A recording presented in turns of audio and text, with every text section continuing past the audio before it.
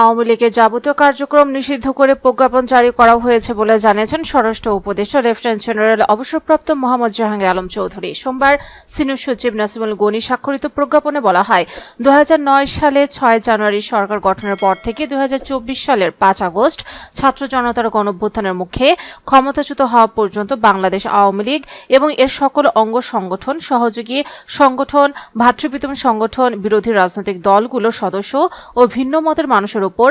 হামলা, গুম, খুন ও হত্যা, নির্যাতন, ধর্ষণ সহ বিভিন্ন নিপীড়নমূলক ও সন্ত্রাসী কর্মকাণ্ডের মাধ্যমে সারা দেশে ত্রাসের রাজত্ব কায়েম করে। যেহেতু সরকার যুক্তিসঙ্গতভাবে মনে করে সন্ত্রাস বিরোধী অধ্যাদেশ 2025 এবং সন্ত্রাস বিরোধী আইন 2009 এর ধারা 18 এর 1 এর প্রদত্ত ক্ষমতা বলে আন্তর্জাতিক অপরাধ ট্রাইব্যুনালে বাংলাদেশ আওয়ামী লীগ এবং এর সকল অঙ্গ সংগঠন, সহযোগী সংগঠন এবং ভ্রাতৃপ্রতিম সংগঠনের নেতাকর্মীদের বিরুদ্ধে বিচার কার্য সম্পূর্ণ না হওয়া পর্যন্ত দলটি এবং এর সকল অঙ্গ সংগঠন, সহযোগী সংগঠন ও ভ্রাতৃপ্রতিম সংগঠনের যাবতীয় কার্যক্রম নিষিদ্ধ ঘোষণা করা সমীচীন।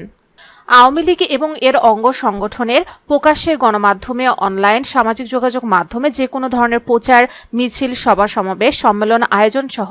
যাবতীয় কর্মকাণ্ড নিষিদ্ধ ঘোষণা করা হলো। রাষ্ট্রপতির আদেশক্রমে ইহা অবিলম্বে কার্যকর হবে বলে প্রজ্ঞাপনে বলা হয়েছে।